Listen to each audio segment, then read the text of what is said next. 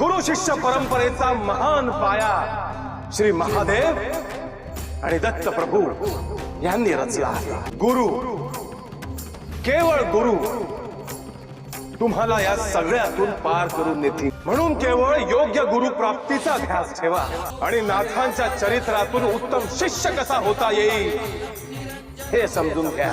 मी तुमच्यासाठी सदैव इथेच उपस्थित आहे आणि राहणार आहे। आणि जेव्हा जेव्हा या सृष्टीवर संकट येईल तेव्हा तेव्हा सगळे नाथ आपापल्या सर्व शक्तींसह तुमचं रक्षण करायला येईल। तुमचं हे माझं श्री महादेव आणि दत्तगुरूंचा परमशिष्य मच्छिंद्रनाथ याचं वचन आहे।